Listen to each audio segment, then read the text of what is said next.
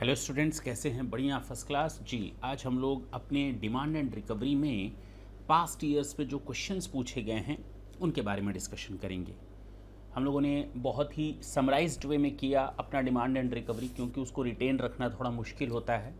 तो but obvious है हम लोग को कुछ ज़्यादा क्वेश्चंस प्रैक्टिस करने की ज़रूरत है, क्योंकि समझ में तो तभी आएगा जब आप न्यूमेरिकल सॉल्व करेंगे। नहीं करेंगे तो समझ में कैसे आएगा। Practical implication is most important the case of the taxation, क्योंकि कब अर्थ का अनर्थ निकल जाए पता ना चले। चलिए देखते हैं क्या है। ये फर्स्ट क्वेश्चन आया है जो मई 18 में आया है। कहता है, और ढंग से सुनेंगे, कैलकुलेशन वगैरह जल्दी जल्दी होगा, टेंशन लेने की ज़रूरत नहीं है। Everest Technologies Private Limited has been issued a show cause notice on 31st of March 2023. Okay. Under section 73(1). किस सेक्शन में? Under section 73(1). याद आया होगा जहाँ पर हम लोग बिना फ्रॉड के इंटेंशन से भेजते हैं notice. Okay. On account of short payment of tax during the period between 1 July 19 to 31 December 19। इस ड्यूरेशन का हमारा केस था। Everest technology private limited contends that the show cause notice issued to its time barred in law. You are required to examine the technical veracity of the contention of Everest Technologies Private Limited if in the above case show cause notice। फिलहाल एक question इसको complete करते हैं। जब 73(1) की बात होती है, फ्रॉड का इंटेंशन नहीं होता, तो जिस साल का केस होता है, तो ये कौन सा साल है? ये है 1920, फाइनेंशियल ईयर है आपका 1920। इसका मतलब डेट ऑफ रिटर्न होगी इसकी 31 दिसंबर 20। एनुअल रिटर्न की डेट यही होगी 31 दिसंबर। इसमें आप 3 इयर्स ऐड कर लें तो हम कह सकते हैं 31 दिसंबर 23 ये लास्ट होता है ऑर्डर पास करने का। इसमें से 3 महीना हम लोग कम कर देते हैं नोटिस भेजने का। शो कॉज नोटिस क्या होता है? इसमें से 3 महीने आप माइनस कर दीजिए, तो 30 सितंबर 23 तक हम नोटिस भेज सकते हैं इस केस में। तो 30 सितंबर 2003 के पहले ही तो मैंने नोटिस भेज दिया। कहाँ से टाइम बार्ड हो गया भाई? It is not a case of the time barred. Okay, इसका मतलब सही है। अगर ये 74(1) का केस होता तो लास्ट डेट क्या होती? तो भाई 3 महीने की जगह हम 6 महीने कर देते। कितने महीने माइनस कर देते? तब उस केस में लास्ट डेट आती 30 जून 2023। ठीक, ओके। 5 इयर्स सॉरी, इसको भी काट करके हमको 5 इयर्स करना पड़ता, तो हमारा लास्ट डेट होता 30 जून 25। ठीक है ना? बिल्कुल ठीक है। ये वाला केस और ये वाला case, is it clear? Yes sir. Question number 2 की ओर चलें। हो गया सर? बिल्कुल हो गया।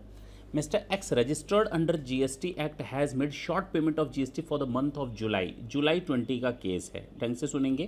and doesn't want to get a show cause notice to be served on him by the proper officer। advise Mr. X if। अब जुलाई 20 का case है, उसके दिल और दिमाग में तो एक डर चल रहा है कि भाई मैंने ये टैक्स शॉर्ट पेमेंट किया है and I do not want to get the service of the notice. तो शॉर्ट पेमेंट किया है और वो नहीं चाहता कि कोई नोटिस आए उसके पास। अब basically this is not the case of the fraud का केस तो है नहीं, तो यहाँ पर 73 में अब जाएगा, जाहिर सी बात है शॉर्ट पेमेंट किया वो पेमेंट करेगा उसको। अब कह रहा है कि कब तक करेगा। Short payment of tax is on account of reason other than fraud दिया भी है, अदरवाइज हम लोग इसको मान सकते थे कि फ्रॉड का केस नहीं है। और अगर फ्रॉड का केस नहीं है तो एडवाइस मिस्टर, ठीक है मैं बता देता हूँ। इसके ऊपर जो नोटिस आ सकता है ना, ये आ सकता है 3 साल। तो जुलाई 20 का मतलब हो गया फाइनेंशियल ईयर 20-21, और 20-21 का हमारा ड्यू डेट होता है रिटर्न का 31 दिसंबर 21। अरे बोलो ना। अब 31 दिसंबर 21 है लास्ट डेट, इसमें 3 साल आप ऐड कर लेंगे तो 31 दिसंबर 2024।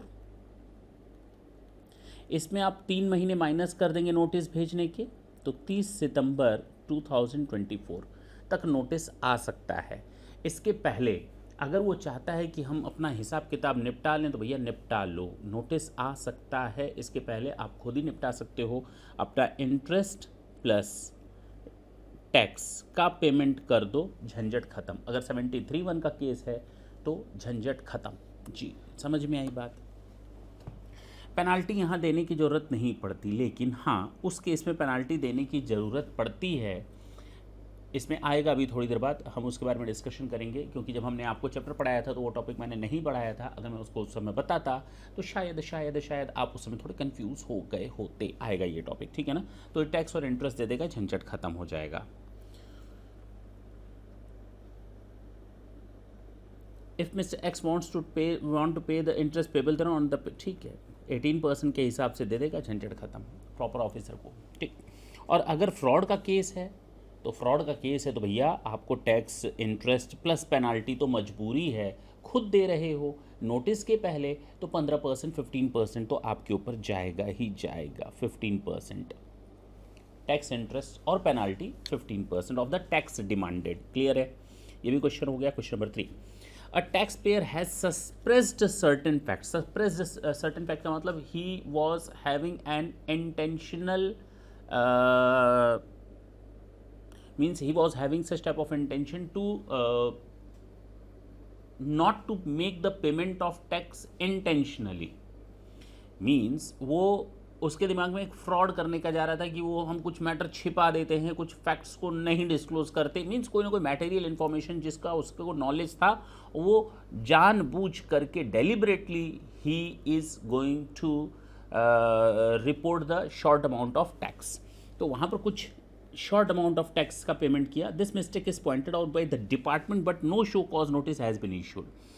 अभी उसको शो कॉज नोटिस मिला नहीं है, लेकिन डिपार्टमेंट को वो मैटर पता चल गया। एज पर द टैक्स पे सप्रेजन इज एक्सेप्टेड एट ₹12 लाख।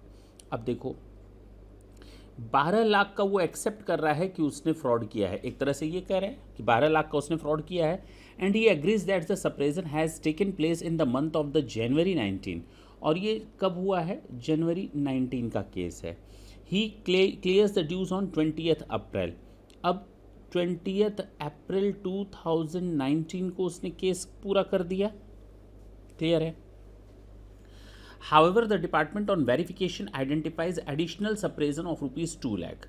बाद में डिपार्टमेंट को पता चलता है नहीं नहीं आपने ना 12 लाख बोला है, actually the amount is not 12 lakhs, it is completely 14 lakh. Now you have already made the payment of ₹12 lakhs and taxation on ₹12 lakh as well as the interest as well as the penalty, whatever the amount you were needed to make the payment under section 73 you have done. कब तक कर लिया था? 20 अप्रैल तक कर लिया था. But again a new amount has been find out by the department and in the month of the January 19, उसी महीने का ये अब डिपार्टमेंट को पता चला, SCN भेज दिया गया, which result in to an adverse order against the taxpayer. The order is passed. अब ये ऑर्डर पास हुआ है, date of order, date of order है आपका 25 May 19 and the taxpayer complies with the adverse education order on 27 June 19. Determine the tax interest फलाना. इस question को हम लोग दो पार्ट में तोड़ेंगे, ये ढंग से सुनेंगे. पहला है 12 लाख का केस. जब हम बात करते हैं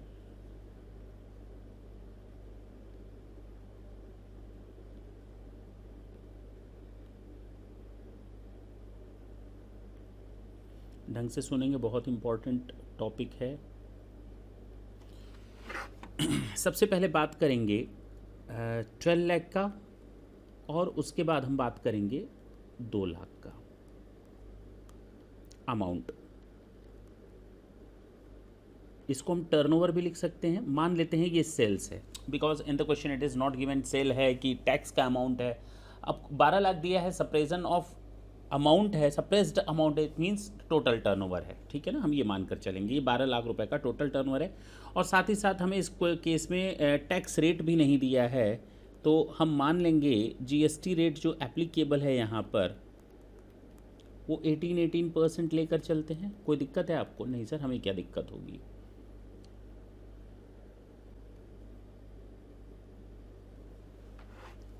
चलिए अब क्या बोलता है सबसे पहले ये 12 लाख का केस ख़त्म करते हैं। सामने सारी चीज़ें मैंने दे दी हैं। अगर 12 लाख का केस है तो टैक्स बनेगा, इंटरेस्ट बनेगा और पेनल्टी बनेगी। यही 3 चीज़ों का कैलकुलेशन करना है ना। अच्छा, टैक्स कितने का बना? 12 लाख का 18%, 2,16,000। होप सो, बिल्कुल सही जवाब है आपका। और 2 लाख का यहाँ टैक्स कितने का बनेगा 18% के हिसाब से? 36,000। भाई टैक्स का तो पेमेंट जाएगा। इंटरेस्ट 18% के हिसाब से, जो भी टैक्स का पेमेंट कम गया है गवर्नमेंट को, वो 18% के हिसाब से इंटरेस्ट रेट सेक्शन 50 के हिसाब से कितने दिन का? सर जो इसका डेट होता है ना, ये नंबर ऑफ डेज, इसका कैलकुलेशन ऐसे कर लेते हैं। ये केस है जनवरी केस 19 का। अब जनवरी 19 का केस है तो इसका डेट ऑफ पेमेंट मान लेते हैं 21 फरवरी 2019 ड्यू डेट, और एक्चुअल पेमेंट किया है, ये लिखा है ना कब किया है, 20 अप्रैल 19 को। तो नंबर ऑफ डेज हो गए जिस पर इंटरेस्ट लगेगा। Hope so you are getting these points. तो 21 फरवरी के बाद हमारे पास फरवरी मंथ में कितने दिन बचे? फरवरी में हमारे पास बचे 7 दिन,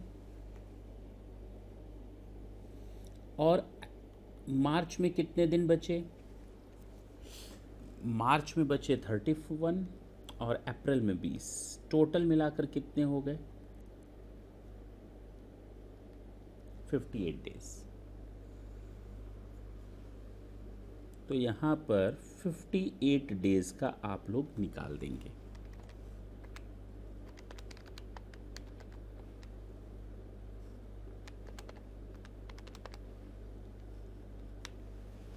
सिक्स 178, ये हो गया इंटरेस्ट। यहाँ पर क्या पोजीशन आ जाएगी? यहाँ आ जाएगा 36,000 का 18% के हिसाब से कितने दिन का? सर यहाँ पर भी डेट तो वही रहेगी, 21 फरवरी की डेट रहेगी, लेकिन पेमेंट कब किया है? 27 जून को किया है। तो कितने दिन हो गए सर जी? फरवरी में आप क्या आए, मार्च में आए, अप्रैल में आए, मई में आए और जून में आए। टोटल मिलाकर ये दिन है।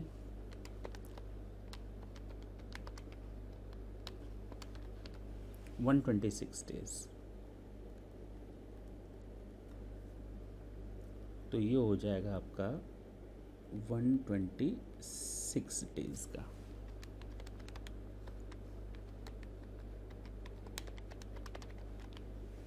टू 236। ये तो चलिए सर हो गया हम लोग का टैक्स फॉर इंटरेस्ट। ठीक,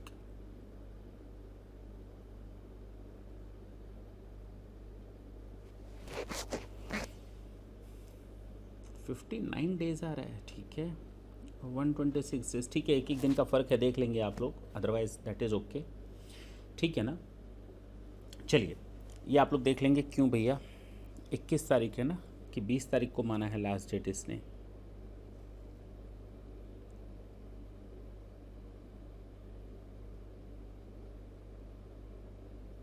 इसने शायद 20th को लास्ट डेट माना है, हमने 21 को माना है। ठीक है ना। अच्छा, इसने 20 अप्रैल को माना है और मैंने 21 अप्रैल को। ठीक है, कोई दिक्कत नहीं है।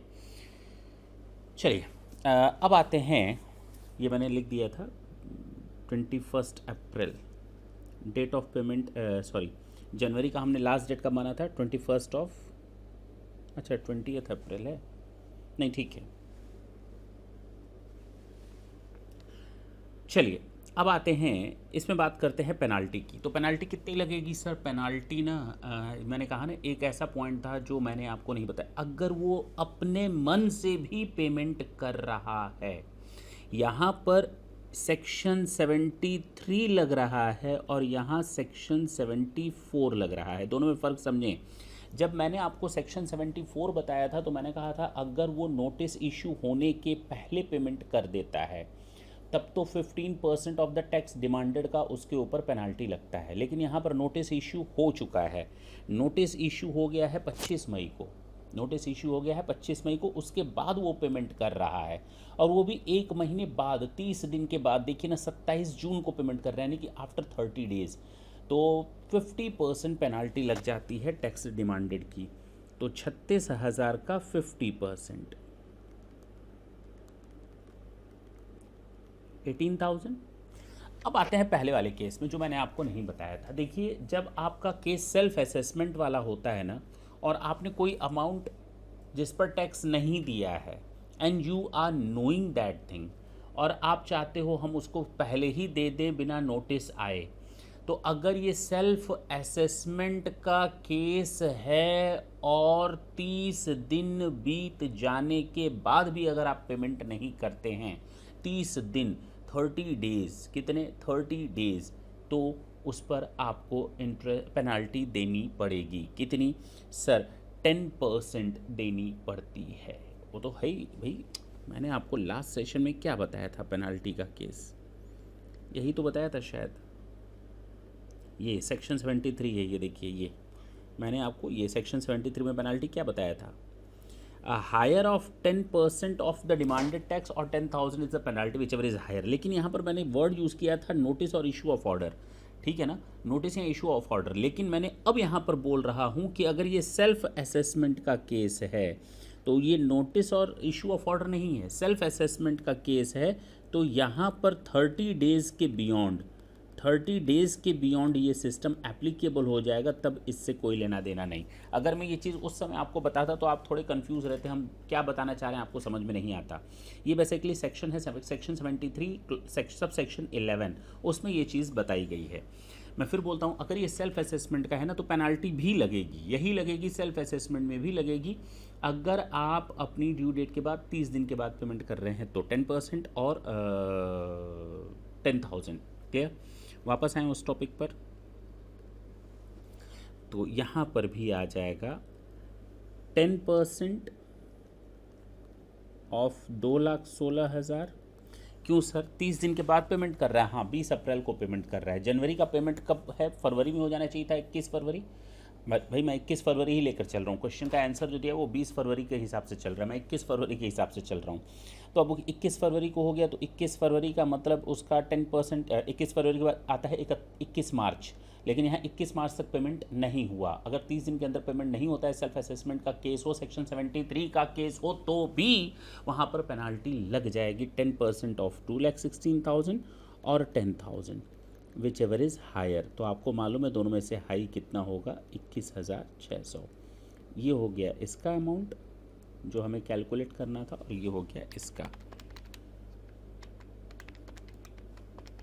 एक एक दिन मैंने कम कर लिया है, आंसर उसके हिसाब से चेंज है, उसके लिए आपको कुछ टेंशन लेनी है। अच्छा जी, प्लस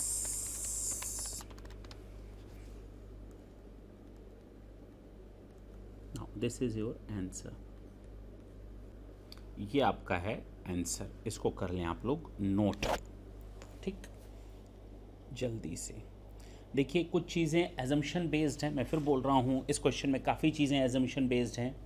पहला एजम्पशन है कि ये जो 12 लाख और 2 लाख दिया है, basically the question is trying to say that this is the amount of turnover और this is the amount of tax basically, first thing. Second thing, here in this question we are not given the rate of tax and we assumed 18%। तो basically शुरू में ही हमने दो assumption तो ले लिया कि 12 लाख और 2 लाख है वो टैक्स का फिगर नहीं है बल्कि वो टर्नओवर का फिगर है, और दूसरा हम लोगों ने ये मान लिया कि भाई जो आपका जीएसटी रेट है वो आपका 18% है इस केस में। उसको मारते हुए हमने इस क्वेश्चन को सॉल्व किया है।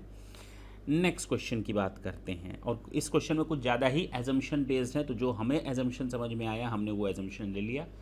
आंसर जो लेके आया वो 20 तारीख को ड्यू डेट मान करके चल रहा है, हम 21 अप्रैल को लेकर के चल रहे हैं डेट ऑफ पेमेंट। चलते हैं क्वेश्चन नंबर 4 की बात करते हैं।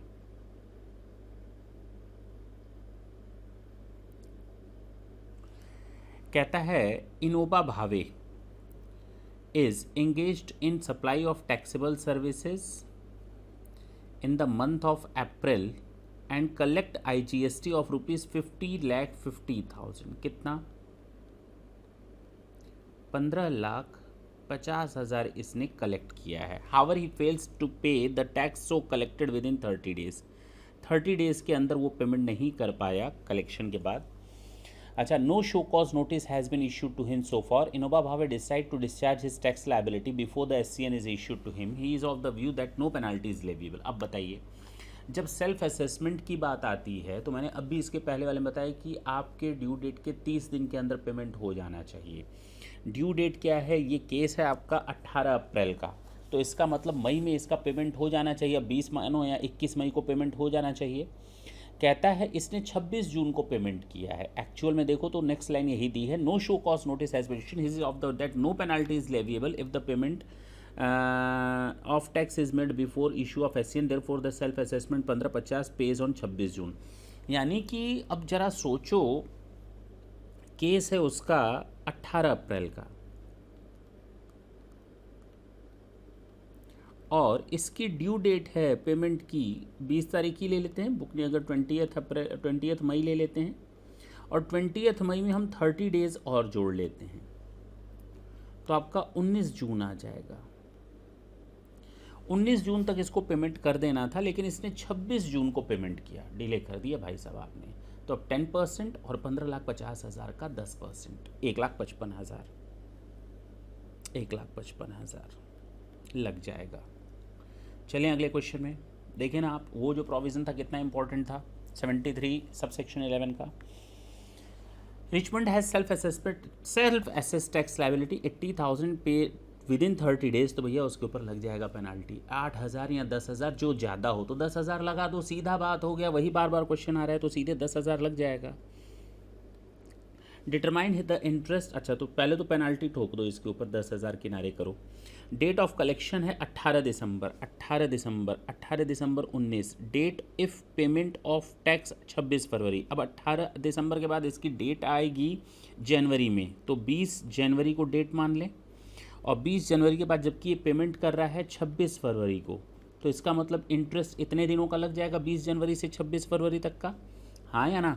तो 20 जनवरी में बचे 11 दिन, फरवरी में बचे 26 दिन, तो 37 डेज़ का इसके ऊपर लग जाएगा इंटरेस्ट.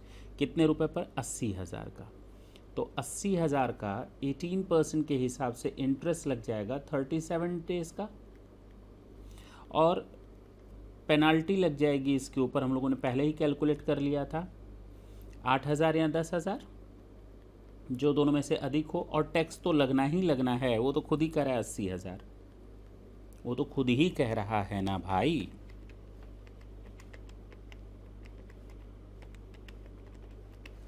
ये आ जाएगा 1459.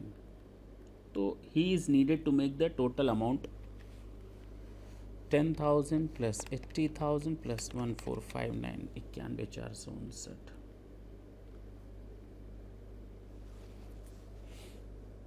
10,000 आ गया, राउंड ऑफ कर दिया, हो गया. ठीक, क्या दिक्कत है? क्वेश्चन नंबर 6 की ओर चलते हैं. Discuss briefly the procedure for issue of education order under section 74(9) to 11. 74(9) to 11 बताता है कि भाई पूरा प्रोसीजर, कि भाई सामने वाले को सुनने का मौका देंगे. सेक्शन 74 में बताया था सुनने का मौका देंगे, पर्सनल हियरिंग देंगे, मैक्सिमम 3 बार सुनने का मौका देंगे. हाँ या ना? उससे ज़्यादा उसको टाल नहीं सकता. सेक्शन 50 के हिसाब से ही पेमेंट होता है 30 डेज़ के अंदर. ये सारी चीज़ें हम आपको थ्योरी में बता चुके हैं, कंप्लीटली कुछ भी छूटा नहीं है. 5 साल वाला भी ड्यूरेशन बता दिए. 6 महीने पहले, 5 साल खत्म होने के 6 महीने पहले तक हम शो कॉज नोटिस भेज सकते हैं. 5 साल के अंदर अंदर हमको ऑर्डर पास करना होता है, उसके बाद हम ऑर्डर पास नहीं कर सकते. ये सारी चीज़ें हम आपको बता चुके हैं, कुछ अब बताने की जरूरत नहीं है. कहता है question, analyse the circumstances for which show cause notice can be issued by the proper officer under section 73. बता दिया था वो स्टार्ट करते समय सेक्शन 73 की आप under short payment of tax करते हैं, टैक्स पेड नहीं करते हैं, या गलत तरीके से रिफंड ले लेते हैं, या फिर ITC अवेल कर लेते हैं गलत तरीके से. ये बता दिया था. 73, 74, अगर 73 में अगर फ्रॉड का पर्पज़ नहीं है तो 3 साल के अंदर तक रिटर्न की डेट खत्म होने के, एनुअल रिटर्न की डेट खत्म होने के 3 साल के अंदर तक नोटिस ऑर्डर पास हो सकता है. 3 महीने पहले तक नोटिस जा सकती है. फ्रॉड के केस पे 5 साल और 6 महीने पहले तक नोटिस जा सकती है. ये सारी चीज़ें हम आप लोगों को डिस्कस कर चुके हैं. लास्ट क्वेश्चन आज का, discuss briefly the timeline for passing, हो गया भैया, हो गया। 74-10 हम बता चुके हैं, 5 साल से ज़्यादा नहीं लगता। That's it. 5-7 क्वेश्चन आपके शायद और बचे हुए हैं, नेक्स्ट सेशन में हम उनको कवर करने की कोशिश करेंगे। ये छोटे छोटे सेशन इसलिए मैं बना रहा हूँ कि आप बर्डन लेकर के ना चलें, बिल्कुल बर्डन लेकर के ना चलें, बिल्कुल ईजी और लाइटली लेकर के चलें। बेसिक पर्पज़ ये होता है, जब आपके दिमाग में काफ़ी सारी चीज़ें घुस चुकी होती हैं ना, तो उसको एडजस्ट करने में दिक्कत होती है। जब आज आपका ये टॉपिक ख़त्म, अब आपको समझ में आ गया कि yes this is the limitation of this one chapter, now the maximum toughness level of questions can be asked means between और अमंग्स दीज क्वेश्चंस, मीन्स इसके ऊपर क्वेश्चन नहीं बनता। तो जाहिर सी बात है, you will be much confident about your chapter after covering और after solving such type of last years examination questions. तो नेक्स्ट सेशन में आपसे फिर मिलेंगे, तब तक के लिए tata and bye bye, thank you, thanks a lot.